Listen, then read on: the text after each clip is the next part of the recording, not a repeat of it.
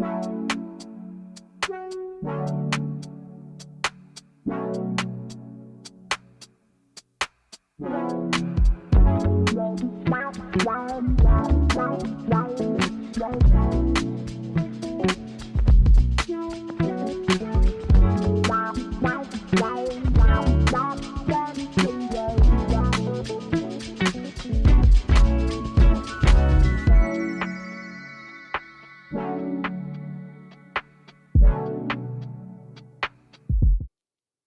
well, Hey, hi. everybody.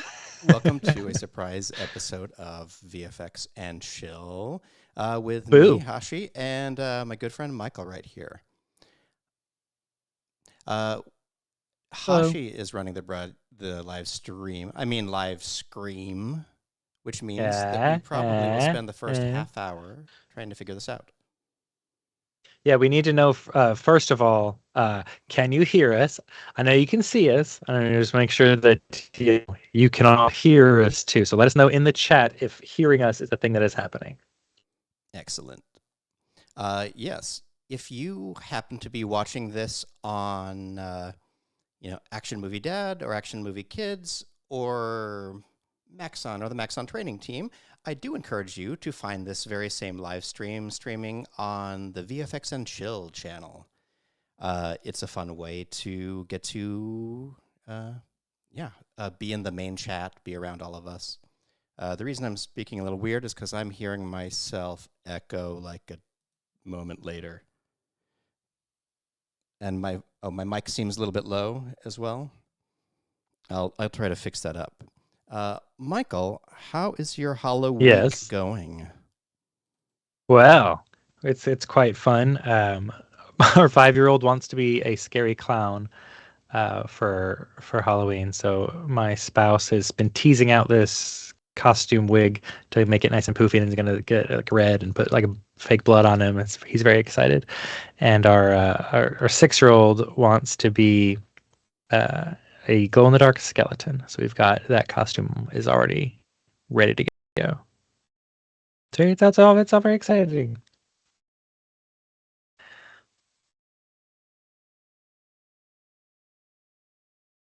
Oh yeah, it's just a skeleton, like a black jumpsuit with like bone shapes on it that are in glow-in-the-dark paint.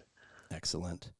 I think I finally got rid of my own. I was monitoring to myself, but it was delayed a little bit. Seth, how are you doing this week?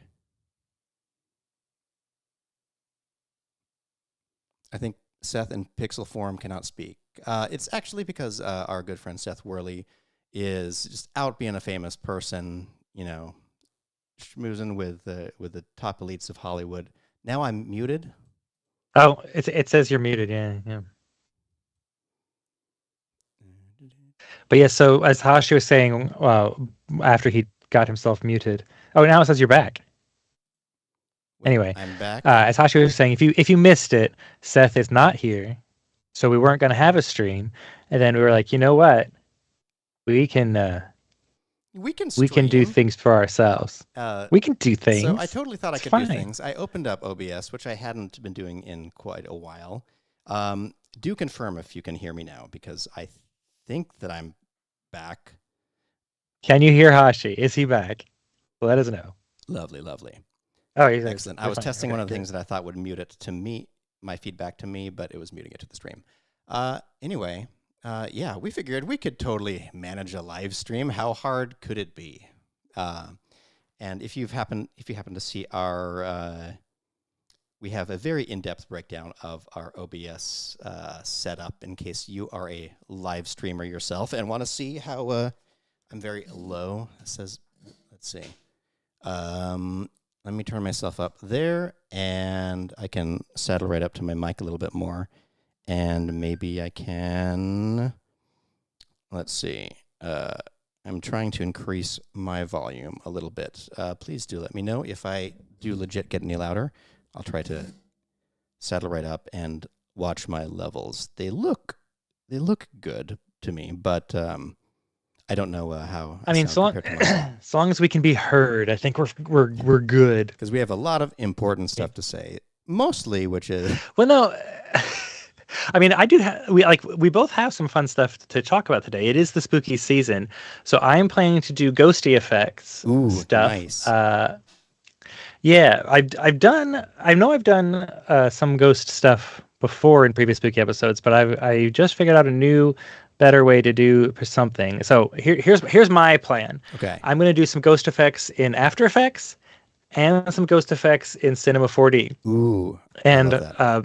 both of these are just going to be like, I don't have anything prepped or planned. I'm just going to be kind of like, I've got an idea of where I want things to go, and I'm going to head that way. But, you know, who knows if it'll work? And if something does work, you may get to see me create a Tip Tuesday post live on air because, I've got to have some tips for next Tuesday, and it being spooky season, maybe I can do a ghost tip for Tip Tuesday. So we'll see how that goes. Hashi, what are you planning to do? It's a good question. I was thinking of doing some Halloweeny things as well. Specifically, I've been playing a lot with cloth sims this week, and I thought that I might try a couple of things. One thing I had an idea for, and I've not quite cracked it in Cinema 4D, is I thought it would be fun to make like a little like cloth sim ghost. Just your standard Oh, that's like what I'm a doing. That's what I'm doing. yes. Yeah, But I'll do that. what I I got want it. to happen is I want to do it with this like scary face that I've sculpted in ZBrush, and so like right at the end, I'm not doing it's that. suddenly all the cloth sucks tight to the face and gives you a little jump scare. That was my plan. Oh, that would be good. I like So that I plan. That's started good. briefly on this the other day, and For those of you who follow Red Giant social media, you may have seen Hashi's one of Hashi's cloth sims uh, uh, yes, I've been. yesterday, which got some fairly amusing reactions to Let's it. see. Let me see what happens if I press this button. Who knows? It might end the stream. We'll see. No, it just It goes just goes this to blank. All right, let me. blank. I mean, we're there. The logo's there. Things are working. So, like, it's not died. Okay, it's not Oh, died. yep, the logo's All animated. right, I'm gonna come back to here for a second. I'm gonna see if. Yeah. Let's see. What is this called? I press this button over here, and I'm just gonna go check if my screen cap is working right now. It looks like. Oh, there we go. It was just not choosing the right thing. Okay, let me see if this works. And Jason Murphy just said, "Is it weird that my brain fills in the auto drops? Like my brain just went the brush." Yes, oh man, that's that's not a weird at all. It's good very point. normal. Hashi has no But yeah, again, access this to these isn't a normal. drops, so it's going to be Yeah, a this drop-free isn't a normal episode. VFX and chill. No drops. So yeah, I was um over the week playing with this bad boy, which isn't reminiscent of anything. I should call him. Someone said. No, I should call her. I should call him and remind him to update Cinema 4D because it's got great cloth sims. Is what the comment We don't said. discriminate. But it it is it has become a phenomenon online to see these posts that are like increasing polygons worth of cloth sim. This particular Yes. one, for reference, is about 600,000. And actually, one of the reasons why it is, I mean, look at this craziness. One of the main things I can point to show where a lot of those polys come from is I've added Cinema 4D's signature thickness to the cloth, which is something that I've ignored in the past. But I figure I'll just play this again and see how long we can continue to stream. But I was actually incredibly proud of how well this actually worked out. And in case you're curious how I mean, as you should be. It looks self-aware I great. was, the my original render was not as colorful either. That pink one is very pink. The pink one is very pink. This one I felt like was a little bit more boringer. And And then this morning, I had rendered this Oh. overnight. I figured that I would Yes. try going artsier with it. Because in my mind, I had this great idea for what this was going to feel like. I thought it was going to look like, this like very, like dramatic, statue sinking. But in the end, once again, just everything. Everything reminds me of cloth sims. Is what happens. Everything there. reminds me of cloth sims. So anyway, and by the way, if you're watching the replay later, there are some amusing comments in the chat that I will not be repeating on the air, but you can watch the chat playback if you want to see them. Exactly. And one more reminder to our lovely viewers: we would love if you wanted to watch this exciting show on its host family, its native channel. Let's see, which I guess we could say. Let's see. You know what we need for that is I don't have any of the drops and screens ready to go, so I'll just put up. I'll make a temp one right here. Just put in. Yeah. Let's use. What should we use? Obviously. Ricoletta or. Wait. Obviously bold. Am I not spelling obviously right? No, for some reason it doesn't show up in that search sometimes. After Effects is a little weird with it. You got to go scroll to it. Weird. I don't know what the problem is. It's not in my recents either. Oh, come now. Okay, fine. Let's go down to... Goodness, I'm looking through the alphabet. This is a very professional show, everyone. Anyway, if you just go to youtube.com/@VFX and chill and subscribe, we would appreciate it. At VFX and chill. All right. That's where this. That's where all the replays will live. You could do Recoletta, or Recoletta, or whatever it's spelled. Oh yeah, there you go. Graphic design is my passion. Hell yeah. Font. Look at this. So profesh. It'll see our channel is too big to fail. Goodness. It's a haunted live stream is what this is. Speaking of haunted live streams, you want me? Can I start? Can I talk through my basic idea for making a ghosty? If you would like, feel free to share anytime, and I'll start sharing my screen. Hang on. Okay, don't switch yet. I'm going over to Cinema 4D, and then you can switch. This is going to be our official graphic right here.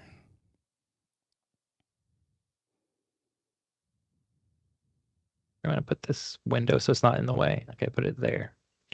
All right. You can look at me. Look at me now. Hey, look at that.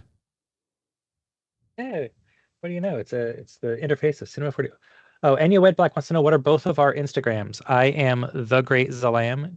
So The Great and then SZALAM. I'm not very active on there, but I keep saying, someday I'll start posting more stuff. Most of my work is NDA for my freelance-y stuff that I do, so you're not going to see a lot of it on there. I think that it's... But I should, I really should. I should start posting more tests and just fun stuff on there, just to remind people that I exist. I finally started posting some more stuff on Instagram and Threads, which I've been kind of neglecting. I am awkwardly the action movie kid because, first of all, Action Movie Kid came about sort of accidentally. We needed to call the channel something and came up with that. And then when it went viral, we were sort of stuck with it. And so then I sort of became Action Movie Dad on some stuff, but for some places we had to add the to it. It was a whole thing. But I like that we both have a the. I think I spelled those correctly. Yeah. But back to you, Michael, over here. Ooh, look at that. Oh, right. So I'm wanting to do just the normal classic kid with the thing draped over his head, kind of a ghost, but without feet underneath because it's an actual spooky ghost. So one might think you would start with a disc, a nice round piece of fabric, because we want this ghost to not have any silly corners because this is, smooth ghost. Now, you'll notice, those of you who are familiar with cloth sims, a slight problem with this is you've got this pinched pole here and very tiny polygons compared to these very big polygons over here because of this. Precisely. This is a parametric disc thing. Not ideal for cloth sims. You can do them. You're going to get some popping here and you're going to have a little spiky point in the head of the ghost. It's just not going to be good. So What is the solution to that? Why, it is a remesh, which is I never remember where they put it. There it Right is. there. There you go. So you can remesh it, drop the remesh in, and you'll see it looks fine, but you've still got tiny polygons and bigger ones here. How do you get these polys to all be somewhat similar?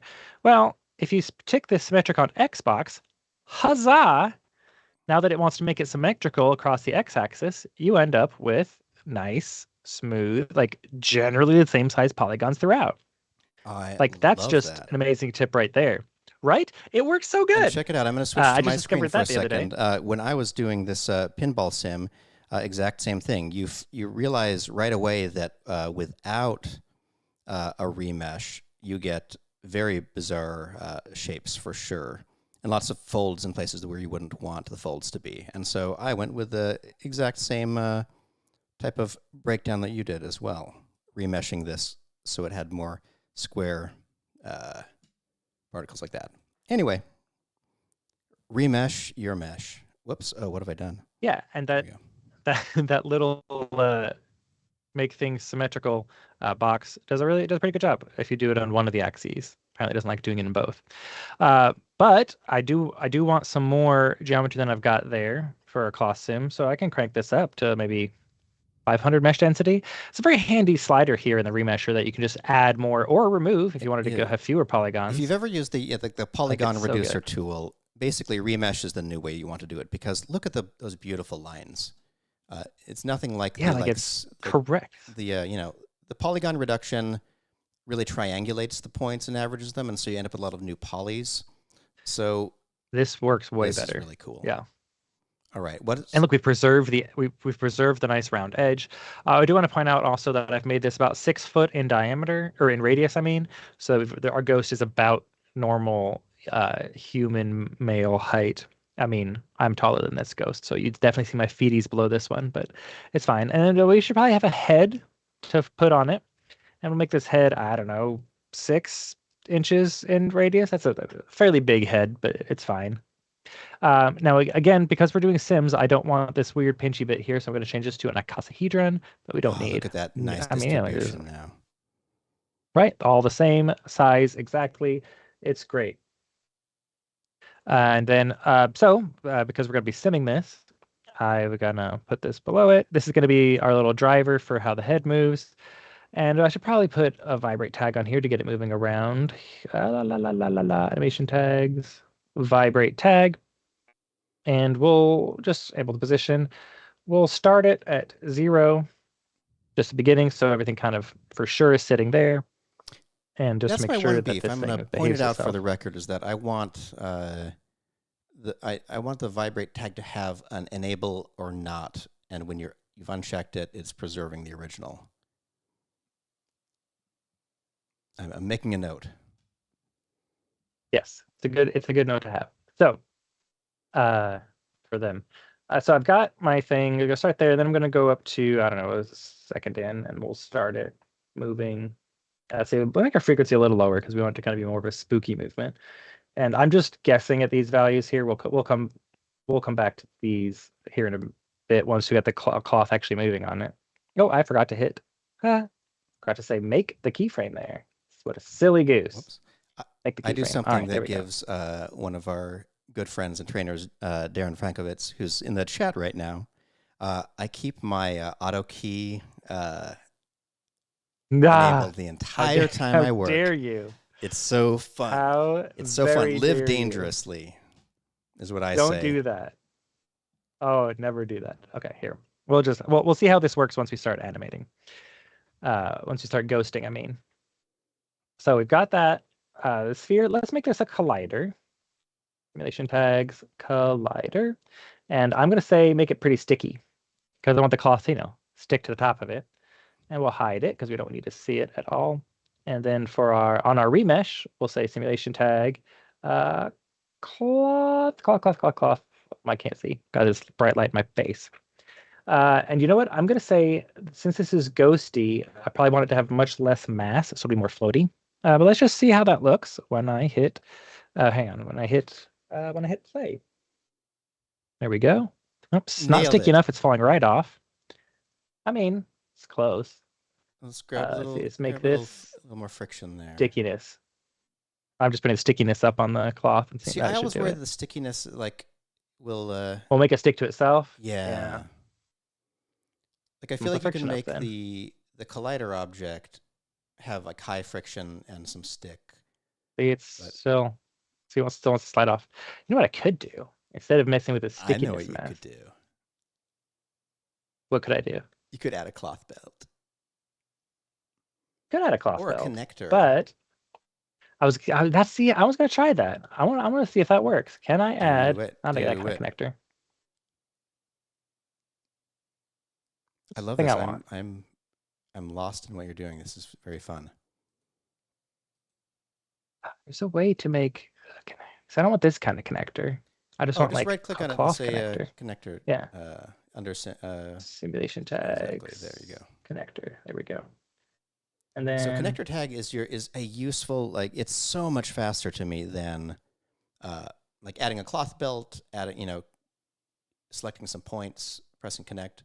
but the problem is, I think I need this thing to be, instead of a collider, I think it needs Oh, to it needs to be be a an rigid oh, body. you're right. I see. Yeah, which is fine. I'll just set it to be simulation tags, rigid body, and then I'll just say, hey, rigid body, you're going to follow the position Good. and probably the That's a rotation. good tip right there. Oh, hang on. Let me see if my connections will happen. Connections. Not seeing them though. The annoying part. I'm too far away. How are you navigating There them we in go. 3D, by the way? How am I navigating 3D? Why, ladies and gentlemen, I am if you see my right hand is up, which is where my mouse controls are, and yet I'm still being able to move. I can go all the way upside Did down, you spin hire around it. a friendly ghost to So do I've got this? something I can't quite hold up into camera because I've got the cords kind of tied down because I'm on a desk that goes up and down. I've got something called a 3D mouse, space mouse from a company called 3D Connection. And Wait, actually, I thought that wasn't since you've brought compatible it with up, Cinema uh, 4D. According, it it totally is is. it is not only is it compatible to 4D, but uh, if you want to animate your camera with it, you can. I made a tutorial on it just What? yesterday.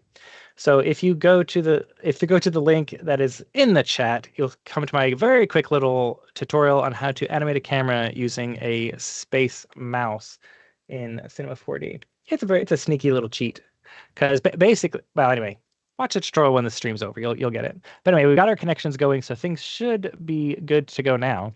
Going every which way. But while I'm thinking about stuff, I think for we need some more drag on this cloth, so it's more ghosty moving. See if Love that it. works. There we go. Hey, look at that. Ooh, Move it around all ghosty. I love that. And so I think that's working out pretty good. I think we definitely need more mesh density. So, you know what? I don't have to crank it up there either. I can also crank stuff up here and get more segments as well. So I think I want that. Let me I like that. turn And those the other lines thing that I off. would try is before subdividing it anymore, just throw it into a subdivision. I could throw it to subdivision for sure. It does a Or very what's nice is it keeps it well, it's arguably for the lighter cloth weight, surface. but is So let's look at the lines again. And you can see with the cloth surface on subdivisions 1, 0, ooh. 1, it's already done that. And so this is, I can also easily add, a touch of thickness to things. Centimeter thick, that's a very thick cloth. Let's do 0.1 centimeters thick. So there we go. And well, I was going to do something else. Oh, simulate forces, turbulence, and some higher strength or bigger scale, probably some less frequency. We'll see how that goes. All right, here we go.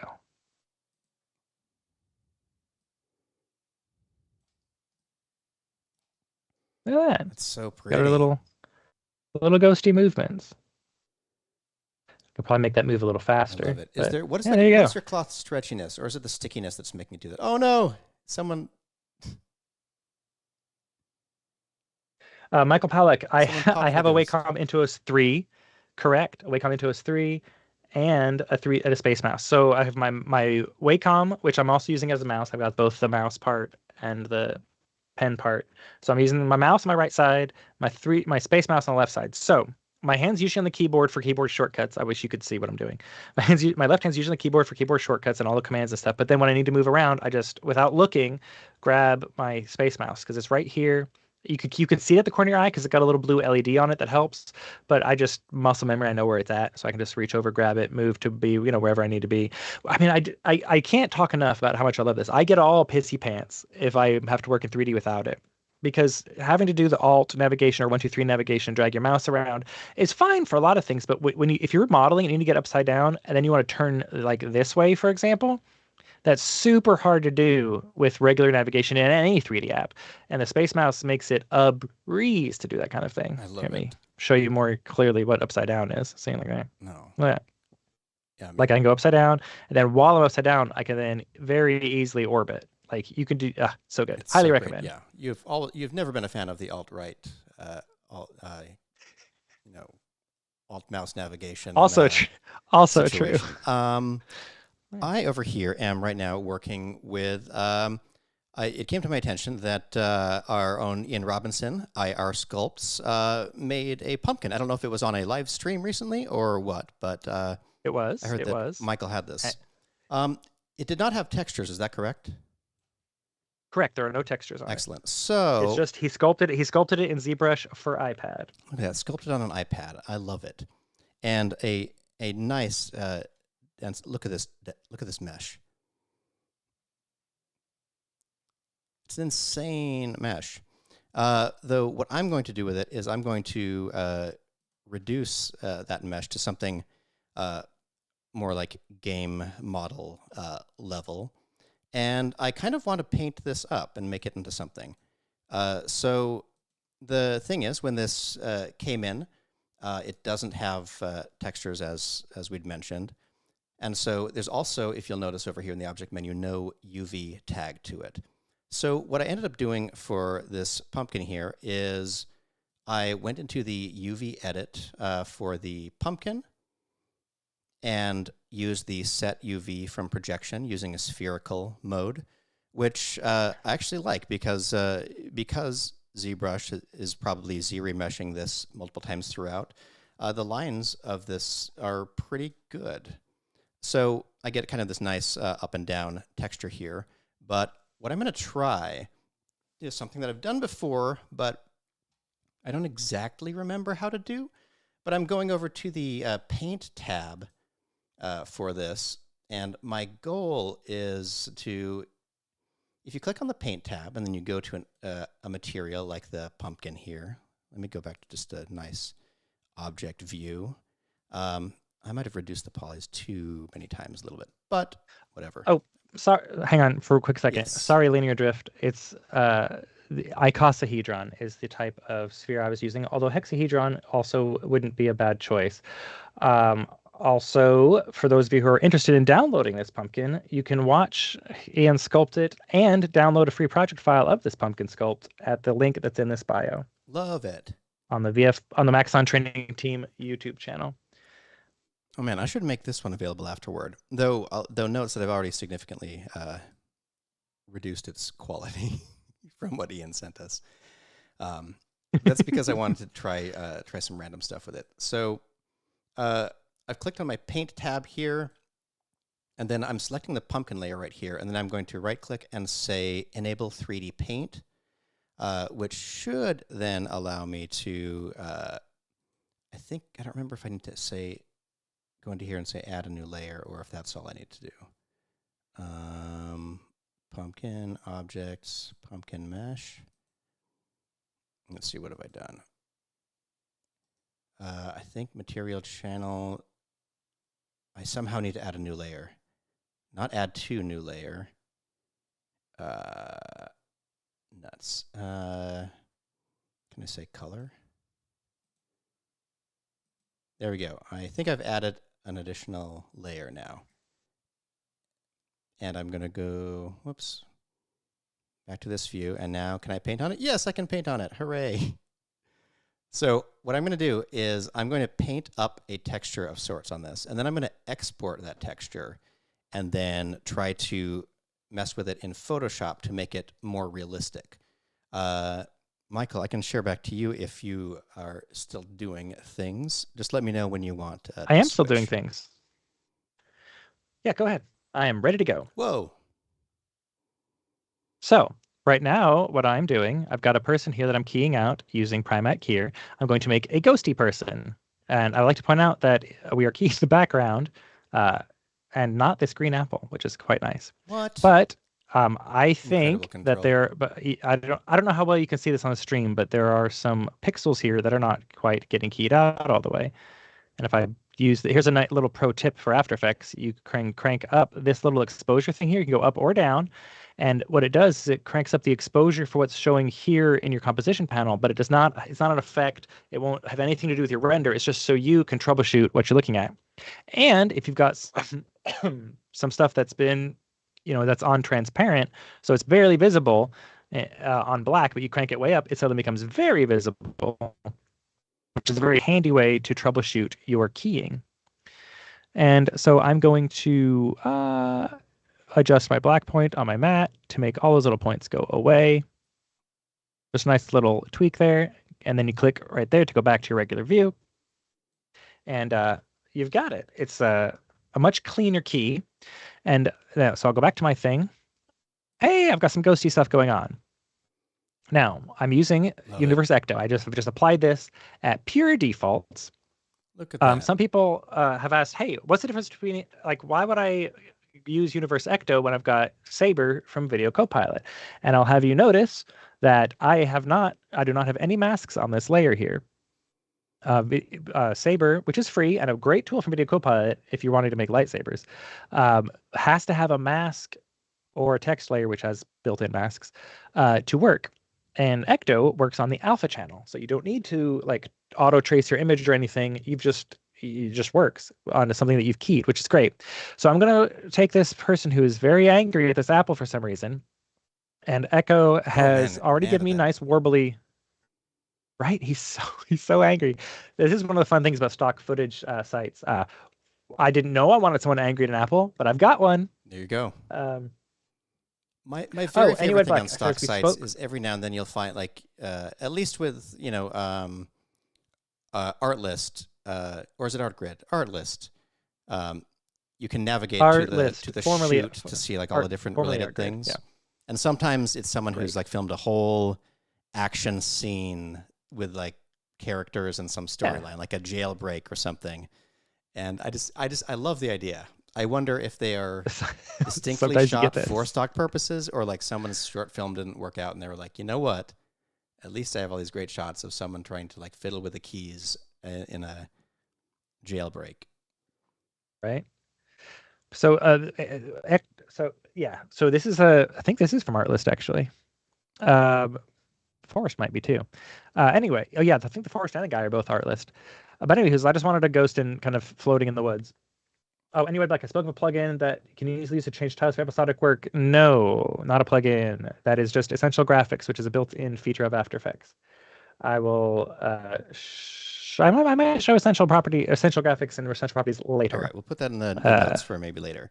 Also, if you're watching the show, we came in here without a crazy amount of planning. And we just said, hey, we'll have a surprise little live screen. Yeah, if there's some cool Halloweeny either effect, or I keep on saying Halloweeny, and I the more I say it, it gets weirder and weirder.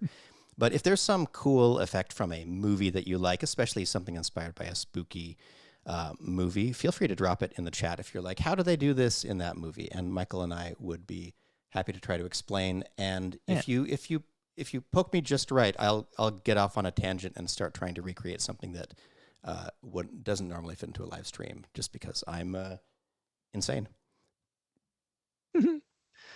I'm going to tint our guy here because I want him to have ghosty colors as well. I'm going to put that tint above the Ecto. You know what? I really like the Ecto on defaults. So Ecto by default warps the underlying thing. So you see how he's kind of wavy, very ghosty looking. So you can crank the distortion way up if you wanted to get crazy. It distorts the glow and the underlying source, which is wonderful. So yeah, so you You then can, have the nice thing about Ecto is I've created this type of effect manually before a bunch. I think many people have. But indeed. what's nice about this is it's kind of a unified fractal system, and and all of the things are a little bit linked to each other. Whereas if you're doing it by yourself, you can certainly expression link things together to work better. So if you decide to scale the fractal distortion later, it's scaling other properties. But Ecto just has it all, controlled from the top Kind of all level, and you can get as involved as you want, scrolling those yeah, open. yeah. Ecto is not like a lot of universe tools. Ecto is something that you could build natively in After Effects. It would just take forever to build it and render way slow. But Ecto's runs on the GPU and it's kind of all built into the Universe engine, so it's nice and fast. And it also works in Avid Media Composer, Premiere Pro, DaVinci Resolve, like all the other Universe hosts. So good luck building it in Avid. Absolutely. So So I think I like these colors that I've got going on here. I'm greenier. nice. I'm going to switch back to you. I quickly am showing my screen because Oh yeah. what I'm doing is something very simple. I went and used the fill tool. Once I had added a little color layer to this in my paint mode, I can just do this really super simple painting. And what's nice about it is for this pumpkin, I don't think I'm going to need to get that detailed. I'm just going with something that is, kind of evocative of, the right colors. And this is all kind of exporting to, my lovely, UV mapped color. And you can see how simple that is. But I think I'm going to be able to turn this into a great texture map using some cool Photoshop things. But yeah, I'll just be painting this over here. And Michael, I'm going back to you. I Sure. think. You have fun with your painting. Thank you. So I want, I want my ghosty to look see-through. I think I will just turn him to screen. I think that kind of works, but maybe not. We'll fuss with this.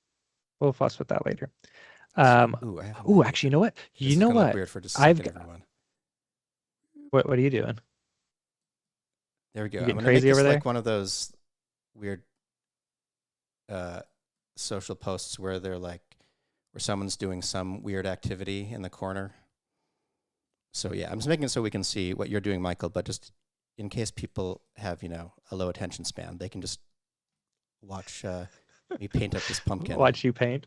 Yeah. Trigby says your color blindness is really showing up. Hey, You know, Leonard Drift says, where is Ecto? Where is Ecto? I usually just apply it. It's in Universe. Stylize, possibly? Yes, Universe, Stylize, Uni, Ecto, right there. As you notice, I usually apply effects using Quick Menu or FX Console. Quick Menu is a paid tool. It does more than FX Console can do, but, FX Console is free. Oh, got it. Some Nice says, we've got PIP going on, pumpkin in picture, which is excellent joke. that is great. But so I was thinking, I was just thinking, I wonder if I turn that back off, leave it on normal. If I do uni blend, oh, what's it called? No, universe modes, not universe blend. Universe modes is a very interesting tool. What uni modes is blend modes from one layer to another, and so you might think, wow, I've already got plenty of blend modes in After Effects. Why would I need a plugin to do blend modes? Well, first of all, if you're an avid media composer, you don't have blend modes. So hey, you're welcome. You can have universe modes. But not only does universe modes let you do one blend mode, it lets you do multiple blend modes simultaneously. And if you want to get really crazy, you could do custom blend modes and go really insane with different blend modes per channel. And you've got more blend modes like, let's see, greater than, min, like all this, less than, divide, like all this kind of crazy stuff to roll your own blend mode per channel if you want to get really crazy.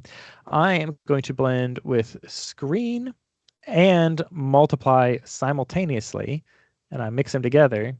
See, so here's full multiply, here's full screen, here's blend, or here's screen and multiply simultaneously with extra foreground intensity and lower the background. No, background intensity can stay the same. So boom, there's one way to do a ghosty effect. So see how he shows up much better here because we're doing some multiplying as well as screening. So both together. It's working kind of neat. Darren Frankvis says what you're working on, Hashi, is gorgeous. Like gourd, but also Well gorgeous. done. Well done. Yeah.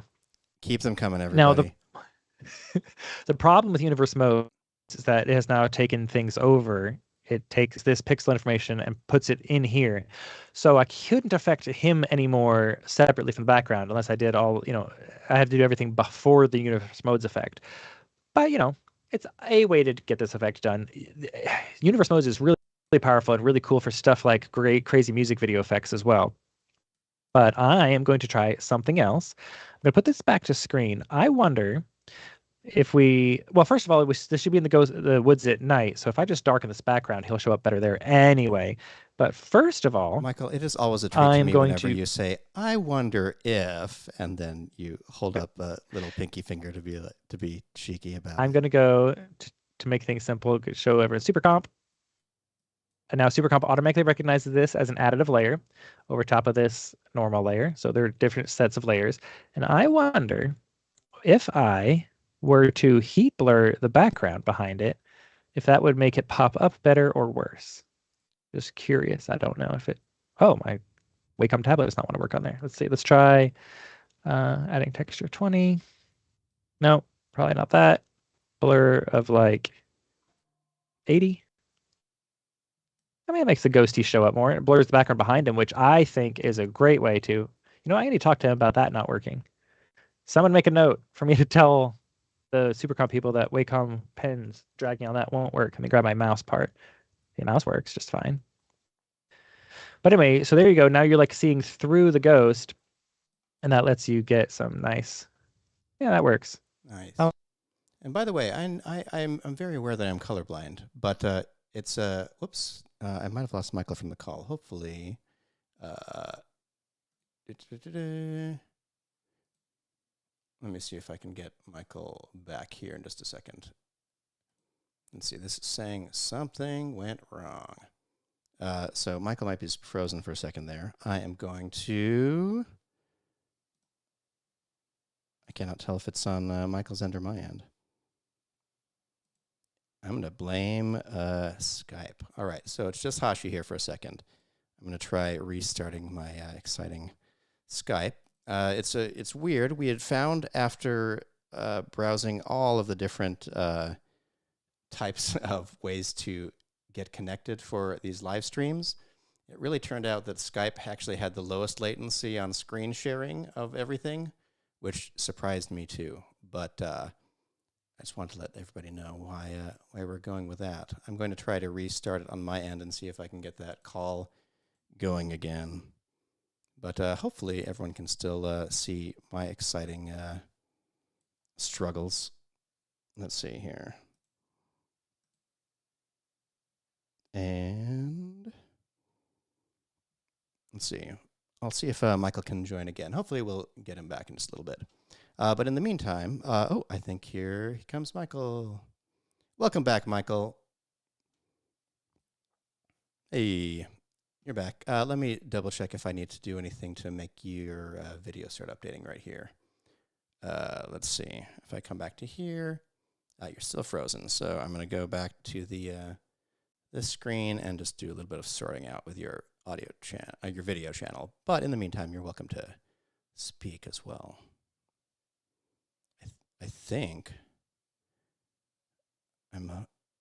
let's see, you may be there and you may not. Let me see if I might need to,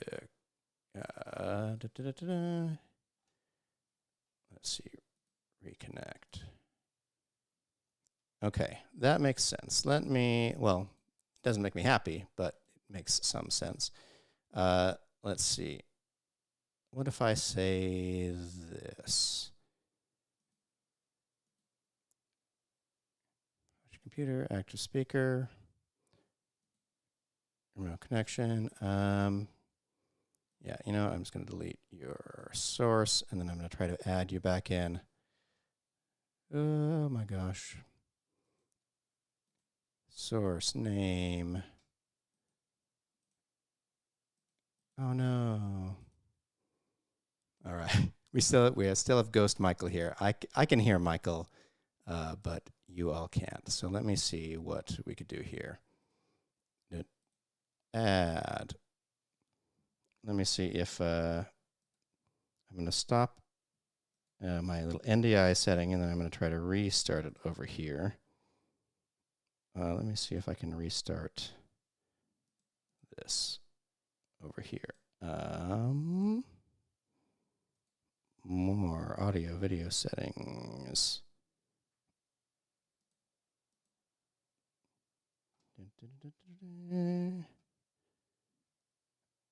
Start. Oh goodness, this is so awkward. Settings. General. Where are my NDI settings? So fun. So fun to know exactly what I'm doing. Audio, video, calling, advanced. There we go. Allow NDI usage. Now let me see if Michael is available now, if I say that. Source.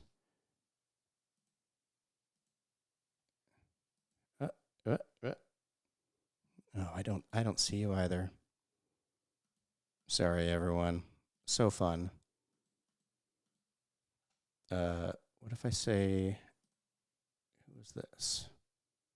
Remote connection. That's no one apparently. And what about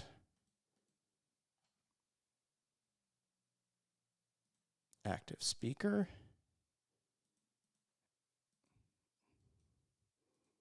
Oh man, Michael, I want to have you back. This is so. Oh no, Frigby says it's a twist that everyone else is dead, but Hashi's alone in the wasteland.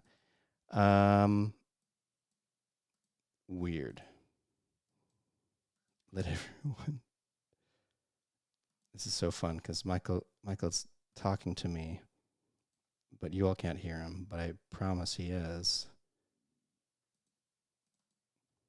And I don't even know why your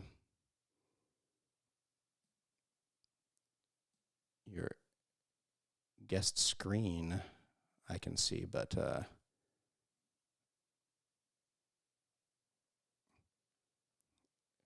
well, yeah, but your screen is actually showing a still frame of where you left off, so it's not active. It's just a still frame, which I appreciate. It's not just a big black screen because it would show more of my failure per percentage of screen. But what I'm looking at here is shared screen.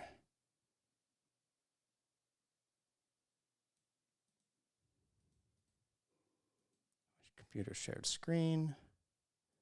Remote connection 1. Oh, no idea what that is. No idea what that is. Shared screen. Okay. Can I disable it and then re-enable it? I don't know how I got this. I have no idea what that QR code is I'm showing. Ignore that. Don't anyone click on that. I think it's probably the NDI, it looks like some kind of NDI source thing. All right, I'm going to switch to this screen, which is mildly better for just the moment. But I don't know why I can't plug you back into this call. I feel like if I restart OBS, then I'll lose our stream. Let's see. Let me close my Skype all the way and then try. No, I just did that and that didn't work. Try it. Try it. We'll see what happens.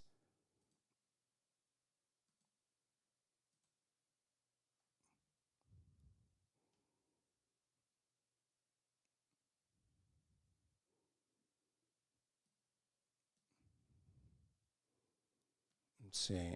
No, but what I could do for just a moment is, no, that doesn't really share anything either. But oh, it's hiding your video on my screen.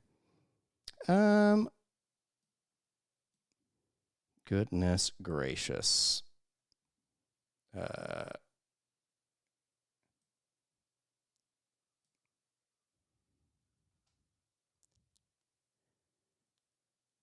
All right.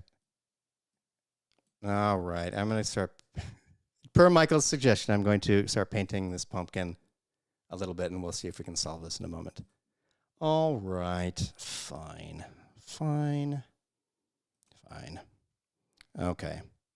Well, Michael is a ghost for the moment. Sorry, everybody. So what I'm going to do is I'm just going to switch back to over here. I've been thinking about that, Jason. Jason has a suggestion to capture Michael's video and just share that over here, which I could technically do. And then I need to figure out how to make sure that my audio ports into here properly. So a couple of ways that we could try to get Michael back with us. But in the meantime, Jason, I'm about to use one of your lovely tools here. So maybe get ready to share where people can find this in a second.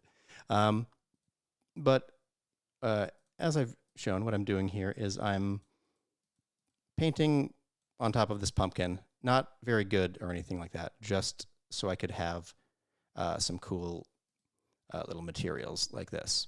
So what I've done is I've painted this little TIFF right here. And if I go to here, I can see where I'm saving that. It's likely right next to my other textures for this file. Oh, whoops. Let me see. So I'm going to click here and say locate image. Oh, I guess maybe I need to properly export it first. All right. So I've made these two textures, and they're very silly, but I want to export them. So what we're going to do is we're going to go to our over here and add a bake material tag to both of these. Whoops. Bake material. For the pumpkin, I'm going to go to here.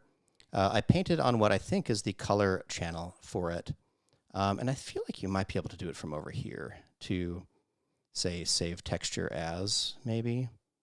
And then I can save it as, you know, a TIFF or whatever. I'm going to save it as a PSD. Actually, whatever. I'll probably end up converting it to a TIFF. Let's save the pumpkin color right next to it, right here. You know, okay, pumpkin color. And then we're going to go to this one, and we're going to say file, save. Whoops. Sorry, wrong window. Save texture as TIFF. And we'll call this the stem color. Great. And then I'm going to play with them in Photoshop. Ah, look at that. There's our fun quick thumbnail for this episode. No need to save that. Let's see. Michael is technically back with me, but I'm going to see if I'm going to take another mild interlude to. What I'll do, I'll play this lovely statue butthole on a loop while I try to connect Michael to the call. Goodness gracious. Okay, so what if I had this closed, that closed, and I'd said on cam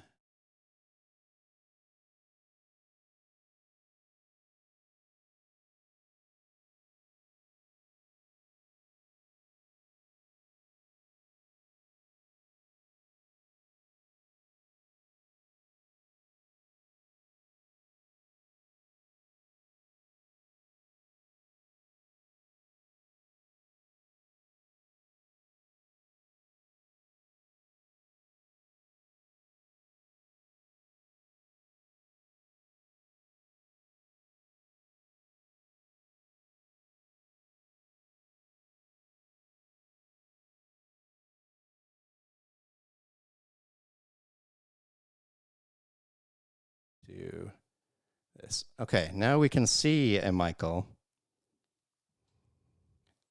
No, it's very unlikely they could hear you. Try saying something again, Michael.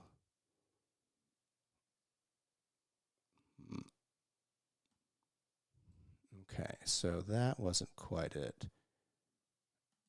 Properties. Okay, let's try.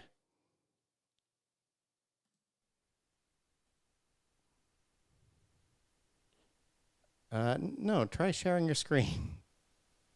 Why not? Weird. Now I'm probably doubled up. Do, do, do.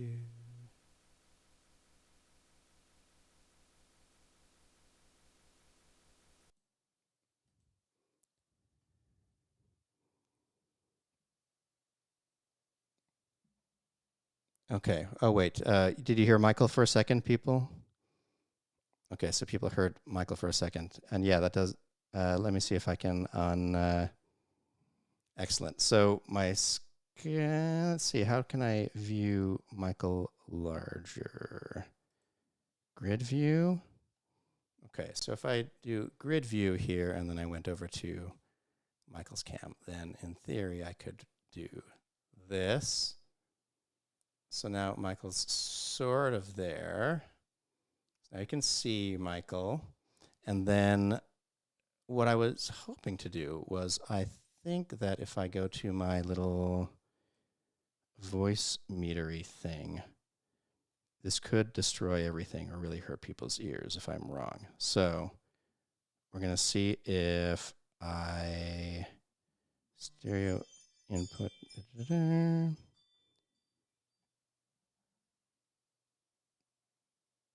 All right. Whoops.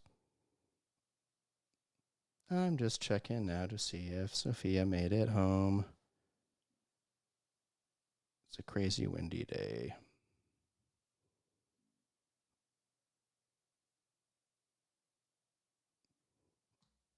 All right. Sorry, I am feeling not great about wasting people's time. You know what? I know that you cannot hear Michael, and this is a really fizzly out way to do this, but I think that I am going to maybe end this stream. I feel like I really don't want to, but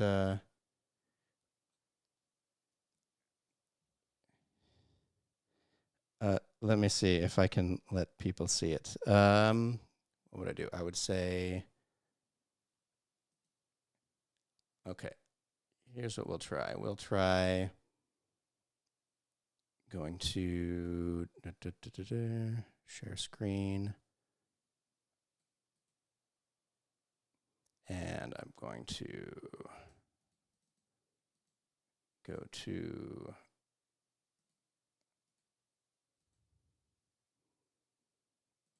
add another display capture.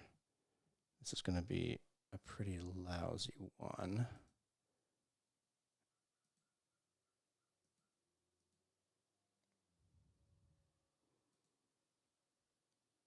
Okay.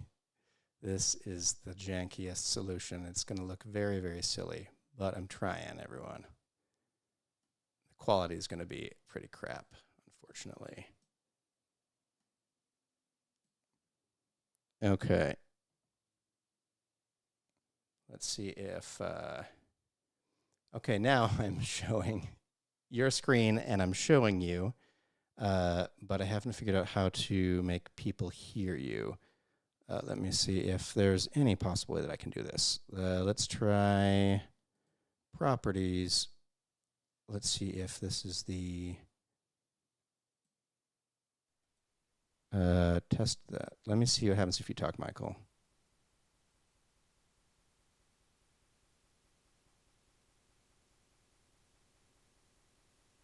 Whoops. I can't even move the chat over. Yeah. Everyone let me know if Michael shows up in the audio here at some point, because that would be really cool if so. Audio and video settings.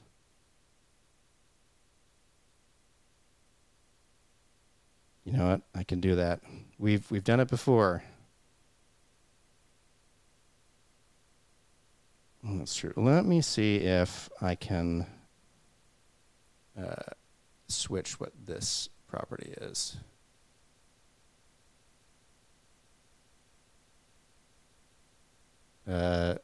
Michael, can you just talk for a second so I can watch to see if any...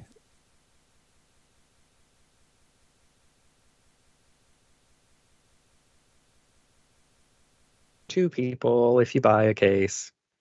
Oh, I can hear it in my ear. I heard it. I hear myself talking. Ooh. This is Can... Hawaiian volcanic water, a company called Waikia. And they are all kinds of carbon neutral and blah, blah, blah, blah. Filtered through porous volcanic rock, naturally alkaline with electrolytes and minerals. It's tasty stuff if you like, water. Oh, hey, can you hear me? Oh, hey, Michael Palak Okay. says you can hear me. Okay, we can hear Michael. Do you hear Michael as an echoey? Michael, do you hear him twice, or do I just hear him twice? Yeah, my twice is nice for you, or is it just a Hashi props?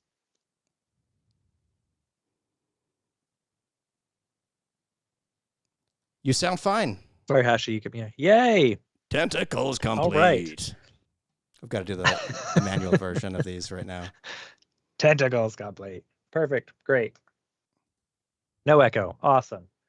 All right, we're back on track. So, when you left me, this is what it looked like. Mm-hmm. And so you lose definition in the face. Now this is what I've got. You've got his facial expressions back, and everything's visible because I've added displacement. So this heat blur option lets you displace based on based on this thing as well. Like there's so much power in just the 2-layer stack here. Just because Supercomp is doing so many bajillion things in the background that you don't have to worry. All you got is a couple little sliders, and it's doing so much in the background. It's amazing. Look, I can even affect the Luma balance. All right, Michael, I'm going to let you doing things. Yes. Just because it's a very professional show, you keep describing what you're doing, and I will be right back.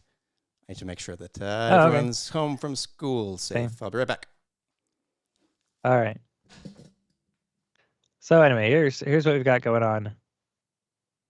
We've got our ghosty guy, and using Supercomp, we've got them over top of these woods. Now, I do want these woods to also feel a little more spooky, so I'm going to apply some color correction on these woods here.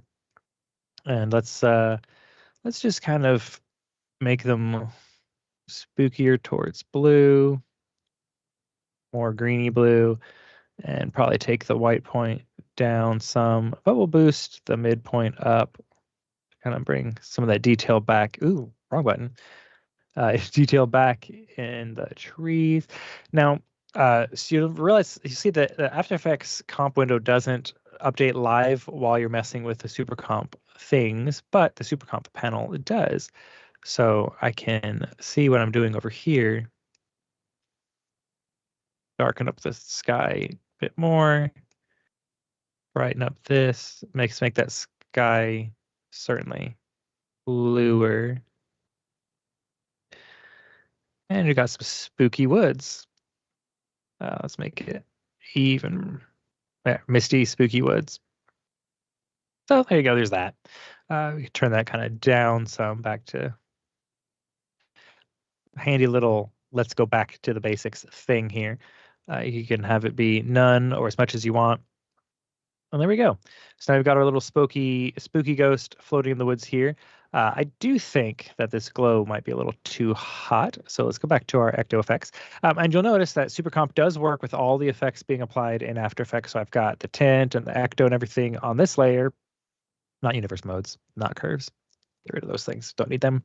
And Supercomp works with them just fine. Let's see. Let's go to the glow settings. And let's say, hey, maybe the spill intensity should be greater. No, that's the wrong way. Outer intensity. There we go. I'm back. Bring it down some. Hey. Wonderful. Spill width. All right, so I have no idea what your make it glow in more on our ghost. Looks like over there, but oh, hey, is everyone seeing it? Okay. It's probably a little. It's It's kind of the max res I can have it at for here because it's literally capturing my screen to do that. Anyway, All right. on my screen, I'm going to open up the images that are the result of me painting. So yeah, I know these are the wrong color. What's kind of fun about them, first I'm going to go to the image size. I didn't go set the texture default before I output it, but it doesn't really matter. I'm just going to set it to about 4K. And then I'm going to do that on both. Image size, 4096. These are just the two color channels that I exported, which are basically the unwrapped thing that I just painted on top of these stems and all this pumpkin skin. Jason Murphy wants to know, are the Action Movie Kids alive? The Action Movie Kids are alive. At least one of them, for sure. I should probably... I know I'm broadcasting to the channel as well. Yeah, Sophia walks home, but it happens to be during the showtime. And as the weather gets more and more inclement here on this Canadian island, they hadn't checked in. And so I was just wanting to double check that everyone made it home properly. All right. There you go. Are you happy? There's my perfect pumpkin color. Okay. What I'm going to do is I'm just going to brighten up this pumpkin a little bit, just like that. And then I'm going to go to my plugins in Photoshop. I still have, Michael, I have your screen up large. I can switch back and forth. What I should do is I need to figure out how to do that. Actually, here's what am I looking for? Okay, I have you there. And what if I switch to here? What if here I add a video? No, what is it called?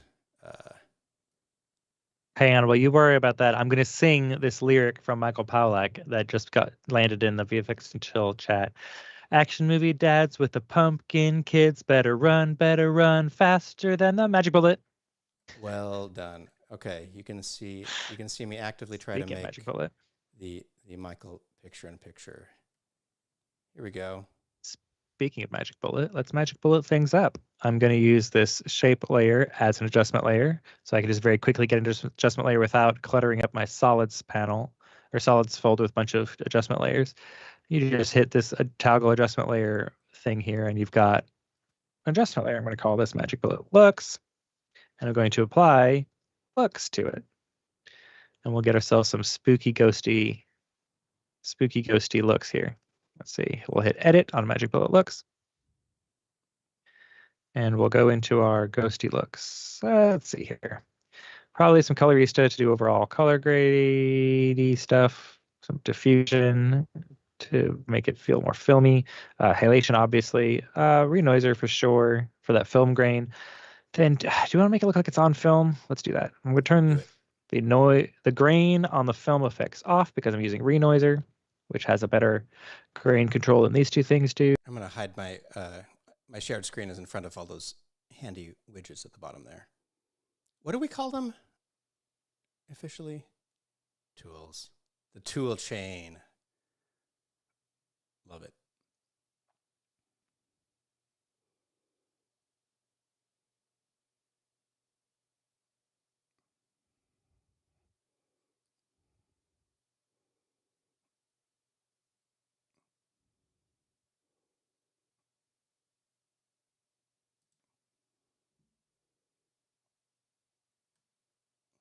Oh, whoops.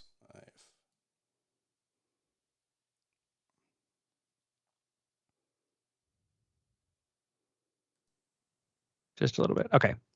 So I've got most of the things turned off. Halation, I'm just going to set this to be vintage 35 millimeter, which you shouldn't notice it. You should not notice halation, but it should just kind of be felt. Like right here on this edge, you can hear I turn it off and back on. You can feel it right there. Like if I zoom in real close, you can see the difference. Halation off, halation on. But when it's full, you shouldn't really notice it, but you'll feel it inside. I've also got the renoiser. Let's do some film grain from. Let's do some alien inspired one, maybe. No. Yeah, we'll do that one. Lovely. Down All here right, so we've got on some the green. bottom picture-in-picture, I'm just doing a little bit of Photoshop. I'm taking my my really crappy version, and I'm just going to blur it out, kind of like crazy, like this. And then I'm going to sort of turn the opacity of that down, so I have kind of a hazy look here. And then I'm going to use a lovely plugin from our own lovely guest, who we need to have on the show. Once Seth's back, Jason, you got to come on the show. Prepare some stuff. Consider this your warning. People don't know when there will be guests on the show. They just get the call on the day and are live on the show no matter what. But Jason, what is the name of the official release of this? Jason has shared this lovely thing called Generative Fill, which is actually just an automation of the way you can set a selection and then set the selection's opacity to less than, I'm hearing we lost Michael's sound. Just for a second. Oh, I bet when I switch to my screen, I haven't shared. I don't have your voice turned on when I'm maximized. So I'll just keep myself small. So, if you wish Photoshop had adjustment layers, it does, actually. They're right over here in the bottom. But I'm not going to use those right now. What I'm going to use is, now that I have this sort of like blurry, vaguely pumpkin image thing going on here, I'm going to go up to Generative Fill, which is a form of the content, or the Generative Fill with an F. This is with a PH. It's very small, so you can't see that I'm referring to two different things. Jason Murphy's awesome script, which is called the Gen Fill Tweaker, and available. I should be able to share that in a moment here. It's a lovely thing, which I feel like people should honestly. It's probably going to get built into the actual infrastructure, but Jason beat them to it. Yeah.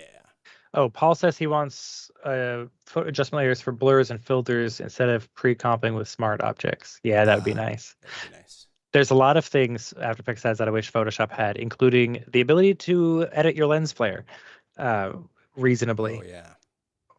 Like, the lens flare in Photoshop is amazingly ridiculous. And the clouds effect in Photoshop, also stupid. No controls or minimal. Like, I want fractal noise in Photoshop so badly. And I don't understand why they don't have it. Like, it makes no sense to me. They have generate They clouds. add all kinds of crap. Yeah, and generated clouds sucks so bad. All right. So what I'm going to do is I'm going to select this very blurry image. I'm going to select all of it, and then I'm going to type in pumpkin skin texture map, high fidelity. I don't know. Photograph. All right. And I'm going to there's this little slider I have that either favors what the image looks like already, or you can dial it all the way to 0 where it's just what you're typing in the prompt. This is making use of the fact that Generative Fill is at its core a diffusion model. So and diffusion means that you scatter all the pixels into practically noise, a noise pattern. And then from that noise pattern, an AI is trained to infer patterns from noise patterns and force them toward sharper and sharper photographs. That's the exact right description of what a diffusion model is. But I'm going to turn it slightly more toward prompt and a little bit away from the image because I want it to more closely resemble this photograph. Okay, so what I got here was too much toward prompt, but check out this craziness that it generated based on my prompt. Okay, so clearly that was too far. So I'm going to dial a little bit more toward the image, and I'm just going to try that again. We'll select all, and I'll say generate. It's just taking this random orange pattern and trying to turn it into something that more closely resembles this prompt. Okay, so what do we get here? We got a couple of interesting things. Ooh, that's pretty interesting. And you'll see what it does is it's taking, my prompt, but it's overlaying. Here's the change. Here's what I gave it, and then here is it trying to make it more of a pumpkin texture, which is pretty cool. And now that I have that info, I could it's weird because it kind of cuts off at the top and the bottom, but as y'all know, I could select the top here. I could select this little slide section here, and I could select this here. Oops. Select all these pieces that don't quite fit into our pattern that we're trying to establish. And then I'm just going to press Generative Fill, not the plugin, but the After Effects tool, without typing anything in there. I'm just going to say Generate. And what should happen is it's going to try to guess what this pattern was. And it guessed that, and it guessed this. This is great. I'm going to flatten all that and press Save. And now I'm going to hop back into Cinema here. And even though y'all laughed at me for this weird thing, whatever was going on, just for the sake of clarity, I'm going to create a new texture. I'm doing this in standard, but I want to do it in Redshift eventually. So fine, let's switch to Redshift. Then I'll create a new default texture. I'll double click that open here. And if I go to my, I'm just going to do it from here. Da, da, da, da, da, da. Halloween, elements, 3D stuff.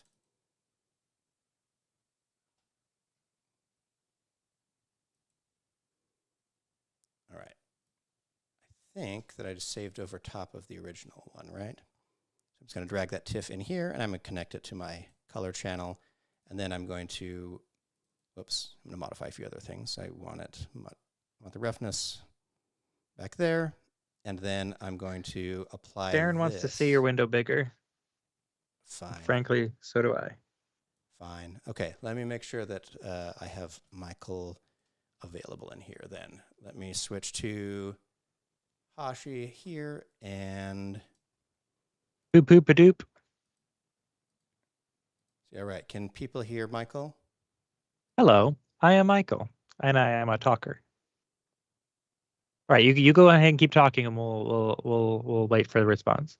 Okay, so what happened now is I now got this cool texture back from that diffusion pattern, and it's much better than what I had painted on there, which was more watermelon adjacent earlier. And what's kind of fun about this is even from here, if I wanted to, I could kind of go over top of this and say, stick to the image, but try again making this into a pumpkin skin kind of texture map. And I'll see what other kinds of varieties of detail it could add. So there's that. Ooh, there's that. You know what? I kind of like where it was to begin with. Excuse me. So what I'm going to do is I'm going to save this as a JPEG just for the moment, because I want a smaller size to work with. And then I'm going to go to a fun, let me find it off. Oh, by the way, here's this Generative Fill tweaker from Lightning Plugins right here. So search for this. Look at that. I'm going to copy and put this up on screen for a second. So get this. It's a very, very helpful plugin. lightningplugins.com/free-downloads. All right.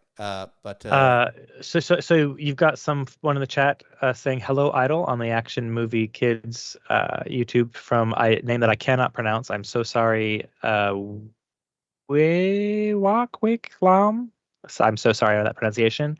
And Peter from Slovakia says hello. Hello. Let us know. I know Darren's watching from Germany. We got Slovakia. Where else are y'all from? Let us know in the chat. Absolutely.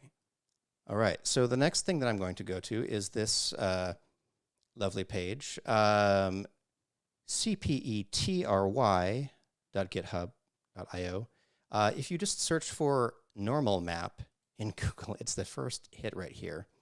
And what's kind of cool about this is you can click here to upload a picture. This is why I saved it as a JPEG for speed purposes. I can upload the image that I just generated, and look what it's made me over here, which is pretty cool. It automatically infers a normal map from here that I can download as whatever format I want here. So I'll download that as a PNG for the moment. I'll save it in my 3D stuff thing. I should probably rename it a little bit more distinctly.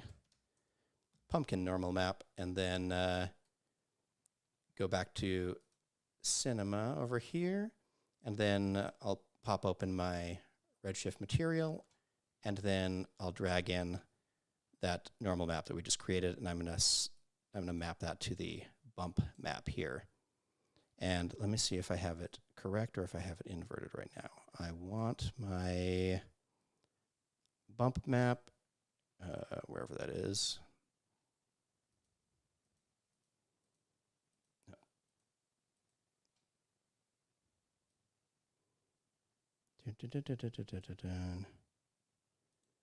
Bump map. Whoops. All right, it's using this. Auto. Okay, we'll see what that looks like. So either way, I'm getting a cool kind of conversion of my lousy texture to something that looks a lot better. I could probably want to turn up the shininess a bit here too. I'm going to map this image to the roughness also. I feel like they actually kind of correlate in a decent way. And then we'll go to basic here. There we go. Now it's slightly more shiny, maybe too shiny. Let's go to the roughness, and we're mapping it to this, but I'm going to say turn its weight down a little bit. And then if I'm worried if I start my in my Redshift render, it'll be ridiculous. But here we go. Now we've got a slightly better looking textured guy right here. And I'm going to go through and do the same process basically for the stem right now. But Michael, I can share back to you in the meantime, I think. I just assumed Sure. I could. Hang on. Let's see. Oh, yes. nope. Go ahead. Okay. I'm ready to go. So excellent. In my Magic Bullet looks, here is before looks, and here is after. Everything feels much more part of the same scene because I've got that film emulation and wash across everything. Here's how it kind of looks like in motion. We've got some really kind of cool things happening in Magic Bullet looks. To do all this, let me pull up the looks builder here. So I've got some lens distortion, which I like to put on stuff just to help everything feel like it's in the same scene, even if it wasn't. This is really great for putting on 3D renders because it just makes your straight lines just a little bit less straight. I've got some colorista. I just boosted the saturation just a touch on there. Some optical diffusion, very subtle. I'm using the Soft FX Full emulation, which all these settings below Fast Bloom, so starting from Tiffin Pro Mist down, are all built based off of real-world lens filters. So you get some glimmer glass there. I might do that one. Anyway, I got some haze flare, which is more of like a kind of flare that happens when light hits a lens. You don't really notice much happening, but I crank the exposure up there. You can kind of see what it's doing. It's kind of flaring the whole image kind of out. But I just want a tiny touch of it. So like again, before, after. Then some shutter streaks on there, which is emulating what happens when the shutter doesn't quite sync up with the film correctly. That happens in broken or cheaper film cameras. Then I'm using the Fujifilm Real 500D cranked the saturation up some here too, and made it a little bit more towards the on the vintage modern slider towards vintage, just a touch. Again, like I said, grain to 0 because I'm using Renoiser to actually fully rebuild film grain. I've got halation, vintage 35 on there, and film print. I'm printing onto the Fujifilm 3521XD. And all that together, don't save any of this changes. Actually, I did want to save the, whatever, it doesn't matter. But gets you this result here. So things just feel a lot more together, and it has more of that spooky film vibe that I was going for with my little ghosty here. So those are just some of the tools I used for this one, and of course Supercomp to make this ghosty fit in with the background. And I barely did anything in Supercomp as far as a work goes, but it did made a huge difference. The before and the after in Supercomp. That's wild. Kind of neat.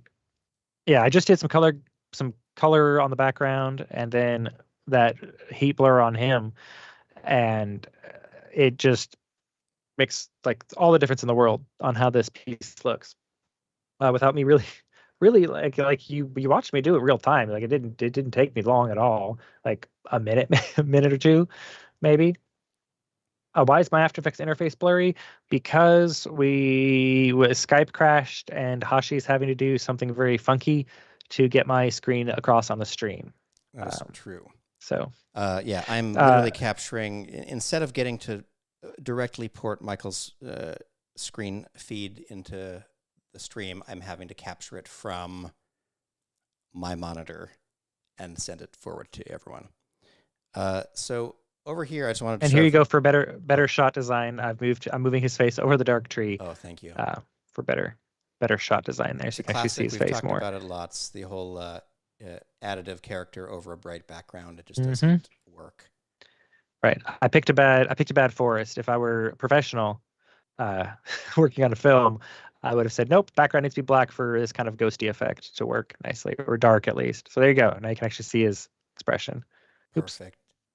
I'm going to switch back to me for just a second to show what I've been doing is, so I had that, lousy painted stem texture. I made a couple copies of the layer and made them blurry, and that'll just help this process. But I then fed them to the thing and said, this is a gnarly up-close bark texture. And here are some of the results that I got, which are pretty cool.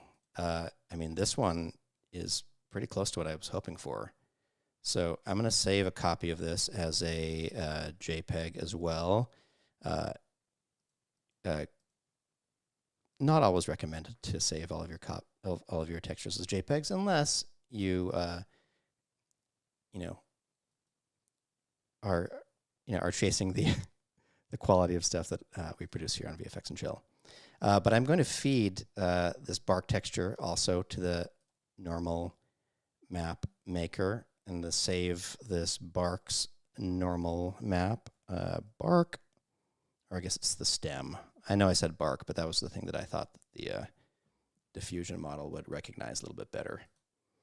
So now I'll come back into here, and then I'll create a new Redshift texture, and I'll drag in the the stem normal map and the stem color right here. Oops. Put that there, this down here. Slide that to there, and I'll slide this to the color, and it might even double as my roughness map.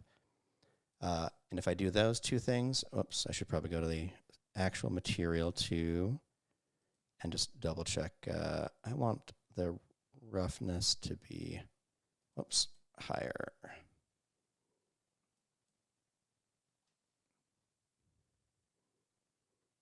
All right, now I'll try dragging that onto my stem instead. And whoops, I didn't do a very good job of it. But you can see that it's a pretty cool texture. I actually want more detail in it. And so all we got to do is go back and do more. So I'm going to continue to try to do more. Michael, should I go back to sharing you? I do not have anything to currently share at the moment. All right, I'll keep myself up for a second.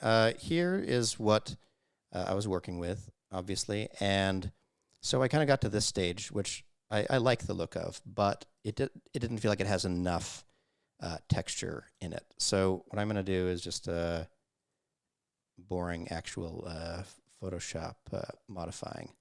Let's see. Let's grab kind of this sort of tone, and then I'm going to go to, let's open up my brush panel for a second. I haven't done this in a while. Let's see. I want some kind of, I'm really in Photoshop to try to curate my brush collection. So I don't know what I'm going to end up with here. I'm looking for something like this. Yeah, that's what I'm looking for. Okay, so let's make the brush size bigger here, and let's pick one of these other colors. And I'm going to try doing this. Let's make this a soft light blending mode.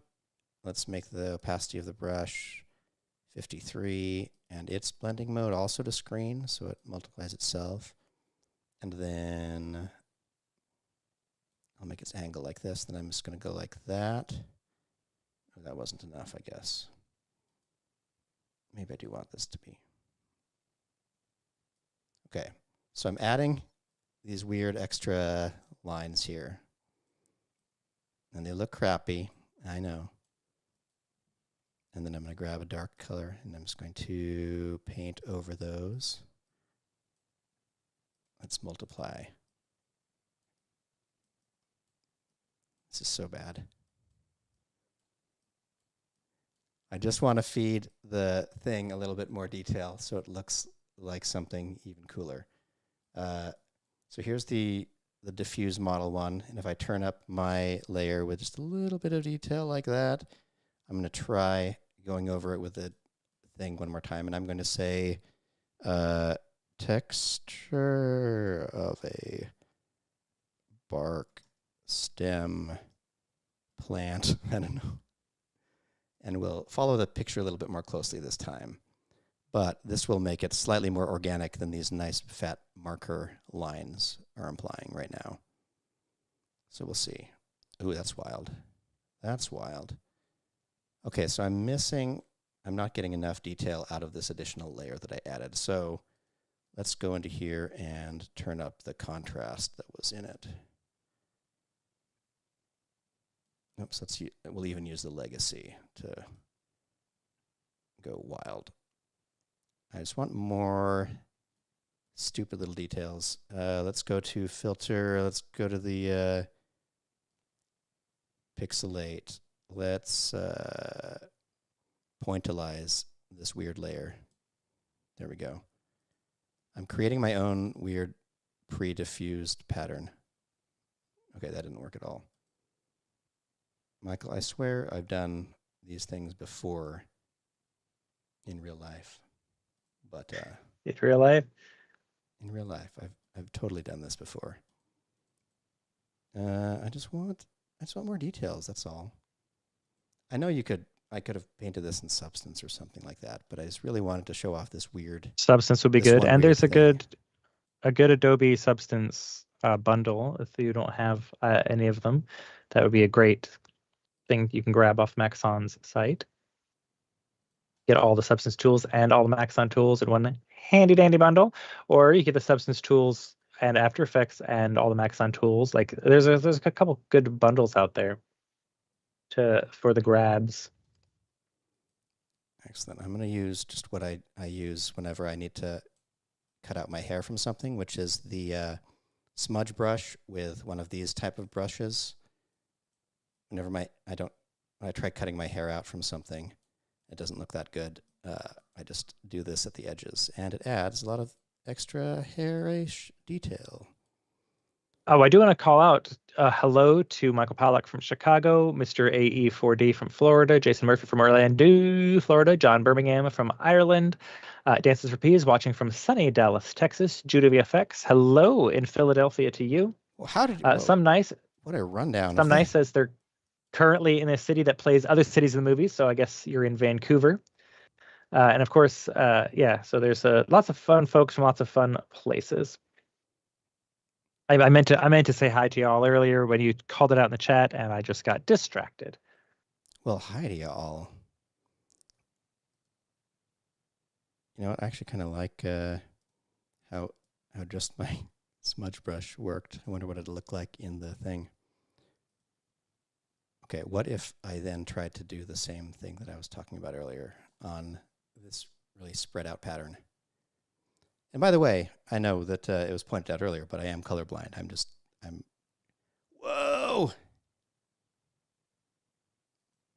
Well, that was the wrong prompt. Okay.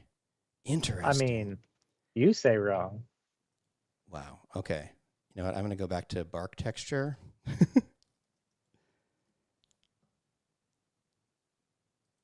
And I'm going to turn it slightly closer to my image now. I just want a little bit. Because I want this to still guide the like direction and flow. Oh, look at that. Okay, here's what I'm talking about. Okay, so look at, where we started was this. Did it open? Did I click on the wrong thing? Oh, I'm still working in it. My thumbnail is still the old thing. Anyway. You can go to your history panel to go to the very beginning. That's a good point. You know, history panel, top right. It's right there. I can see it. To your right, way to your right. The history panel is already on your toolbar. To the right, that's your left. To your right, right there. Up one, two. What? That one. Oh my gosh, I don't do this often. And scroll up to the top, and that's look at that. What we started with. Crappy little thing. And then now we're all the way to here. And I like it. I'm going to adjust its contrast a little bit.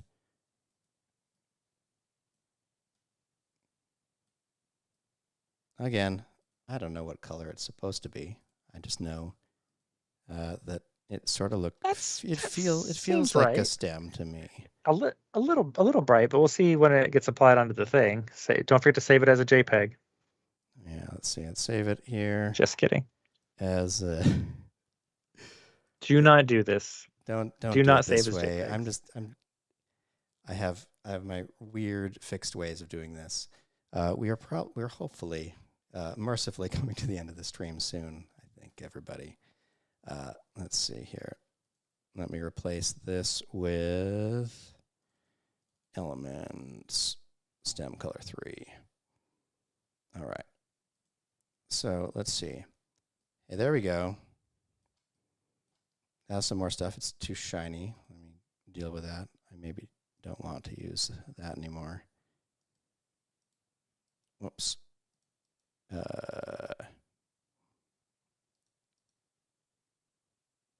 Disconnect. Why am I not disconnecting properly? Just select the thing and hit delete the line. Oh, that's easy. I usually do the other way. There we go. Okay. Okay, so there's that. We could also run our new thing through the crazy normal generator. And I'm going to try to save this over top of the other one because I don't want the other one. Replace. So you should always save all files as JPEGs and write over the files of pieces you're using. That's advice from Michael Zalapsky. Follow it to the letter always. Yeah, that's definitely what I say. I was saying that. Okay, so now let's see. We might as well go to our content browser and type HDRI, and we'll grab one of these fun, maybe this evening kind of thing. I'm just going to drag that straight into the viewport. I'm going to hide the asset browser. Now we've got this, and let's just see. How does this look? Let's see. Me starting this might kill everything, but if it doesn't, it'll look really cool. I have every program on the sun open right now. Yeah, I didn't like it. Okay. Well, if you're if speaking of the asset browser, just sparked something for me when you're ready. I have something I can show on this side as well for Ooh, another spooky thing for the spooky season. I would love to see some spooky stuff. Okay. Minimizing Let me know when myself you're for a ready. moment. Yeah. So in the asset browser, if you type in head and go into the scenes, there's this collision deformer scary head. You just bring that in and ho ho! Check this out. Isn't that What? scary? Spooky and scary. The It's straight demonstrating out of some of the Peter cool features, Jackson's right? Frighten Us. And pause it. I love that it automatically plays because it can make you jump out of your seat if you're not expecting it. Um,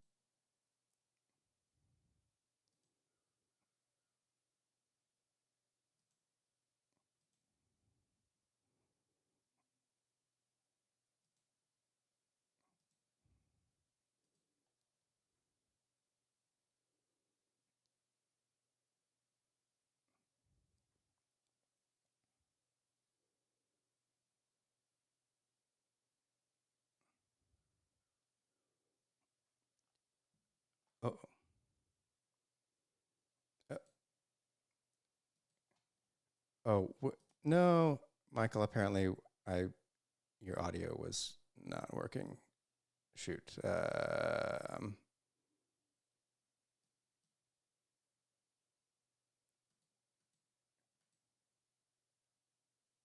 Whoopsie. Da, da, da, da, da.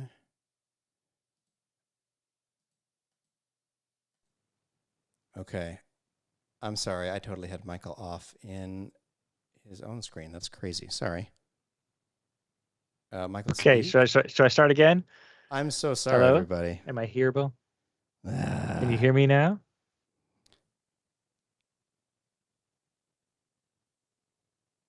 can we hear Michael now? I've now fixed something. Still no? Okay, so yes. Oh, it could be true that it's when I hide my screen, it's not playing you anymore. Weird. Okay, now they hear you again. We're Yay. back. Sorry, everybody. All right, so let me try to see where we're at. So you go to here, you type in head, you grab this scene, and what it's doing is it is using the collision deformer instead of doing actual full dynamic simulation. So the plane's points are just being deformed by whatever is put in here in the collision. So if I turn this plane off, you'll see we've got these uh, not at all disturbing models here that are Oh just doing man. a quick kind of dumb little animation, but once you put them in front of this, you get oops, no, I want to turn those off. You just get this really cool creepy effect, especially with this light coming up from below. Uplighting something with spooky red light always makes it look, you know, most spooky. But yeah, the collision deformer is great for doing like you can do footsteps in the snow with it, which is neat. You just put it on the snow and under the fall off. You can. I mean, let me just say you've got all kinds of really cool options on here. The structure, the stiffness. What does the structure do? If I turn these things down and I play it back. Anyway, you can do neato things with it, uh, and it's just a good way to get this stuff without actually having to run a full simulation. And you can put the jiggle deformer after it and all kinds of things. But I just wanted to show that you mentioned the asset browser, and being that tis the spooky season, I was like, there's a spooky little scene in there for you. So there you go. I love that.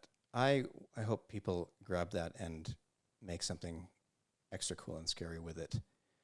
If you have It's made fun. anything exciting and cool and scary for the Halloween season, we do also love sharing people's work and things like that. And so, if you have, please do feel free to share that with us. Down probably in the description for this video, there's a link to the suggestion box, which has the option for you to share any cool VFX that you've made with us. to make requests. If you see movies out there that you want to know, hey, how did people do that? Could you break down this specific effect or that specific effect? And we can then cover it on the show. So please feel free to participate in that way. It'd be pretty fun.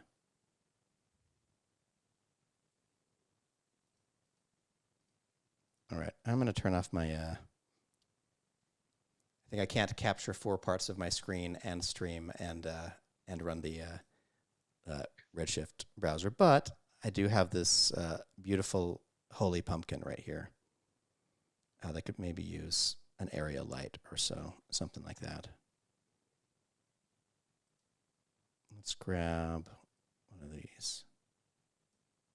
Oh, I don't like this.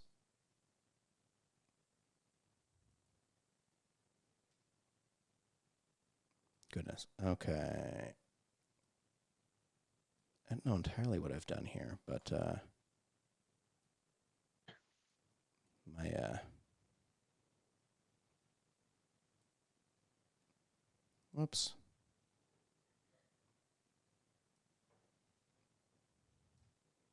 There we go. Turn this down a little bit. This is a weird render, but I kind of like it. Got your ghost up there. Indeed. All right. So let's do that. Let's turn this. So obviously, my quick UVing of this ended up with some kind of weird, gross little bits. But I do like that I was able to start with such a crappy design and not design, a crappy like painted texture on top of these and turn it into something that looks like it was more thoughtfully done with what hopefully in the end looked like a small amount of work. Oh, Michael, that looks incredible. So much fun. Now, if you had this like on a background, you could use Redshift to give it some transmission and blurs and subsurface and all this kind of extra roughness to make this look like some sort of spooky, deformy thing just floating in the air. Or you could render it just in black and white with some smartly placed lights, and then use that in After Effects or Nuke or Fusion, whatever your compositing app is, to make it, deform the background and give it kind of that spooky look. You got a couple different neat options here. Although right now, I have my little ghosty head. I feel like the sphere should be a little taller than this, so it's not so like rounded looking. Let me make my sphere more visible here. Scale it. Let's see. Scale. We'll just scale it up this way. Move it down a little bit, and we'll see if that is terrible or a good idea. I like it. Oop, nope. Poking you through at the beginning. Did I? Oh yeah, I set a keyframe. Haha. Yeah. Let me move this up a little bit. There we go. Okay. Classic. Nope, still not working. It's poking through. Did I move it up far enough? Move it up a little further. Oop. I may need to make more collision settings. You can just Command D or Control D on your computer. Go right to the simulation settings, and yep. There we go. Collision passes. Just do 4. Let's try. Oh, okay. See if that works better. Okay, you were probably right. That's pretty cool. All right. Last couple of minutes here. Yes. I like it.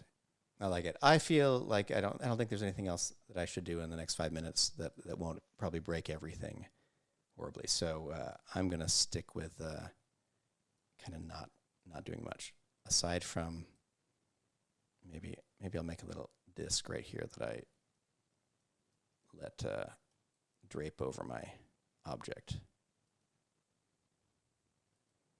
Let's go to our cloth. Fabric. I'll try this curtain number 2 or curtain 3. And then we'll give this a simulation tags, collider, simulation tag. Oops, I got to remesh it first. remesh. Throw the disk in there. And NB. Let's see how many things there are. Symmetric in X and Z. Great. And see, the mesh density is higher. Yeah, around there.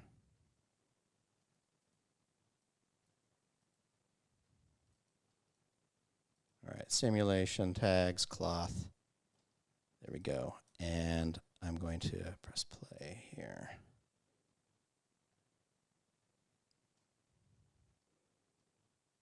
And here I am making my ghost pumpkin.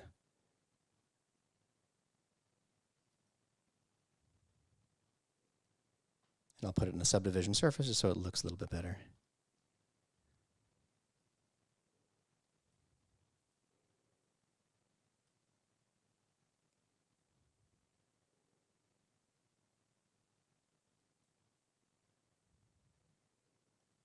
Excellent. Michael, are you just silently doing stuff? I want to make sure your audio isn't gone. Oh yeah. No, I'm just letting you do your thing. Well, we got like just like minutes left. Minutes left. I Excellent. got another meeting. I have to chat to folks in shortly anyway, so we can probably be wrapping up soon. Excellent. Well, as we wrap up, folks, I really enjoy when you come join us for VFX and Chill. Indeed. We especially love it if you can join us on our VFX and Chill channel. So in case, now that we're at the end of the stream, you don't have to skip anything like that. Click over on YouTube to VFX and Chill and just hit that subscribe button. We love it. And it's a nice visible metric for us to share with our superiors at the old Maxon factory. So we'd love if you would do that. I'm going to add just a few more collision steps to my scene, and then I'm going to call it a day for what I've got here. Okay, let's see. Cloth, do your draping. Beautiful.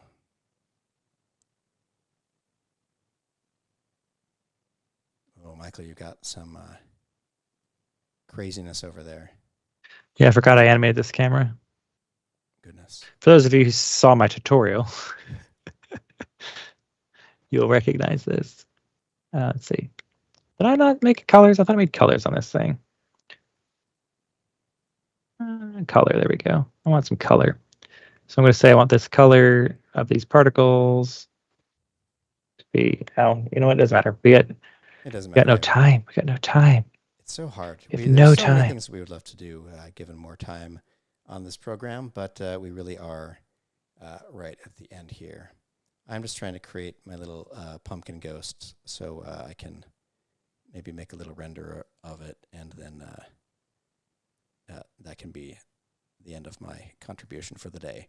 Michael, really great tips on cloth and things like that, from subdividing the surface properly to all the cool ways that you can animate them and get some really cool lift and drag and good-looking ghosty effects.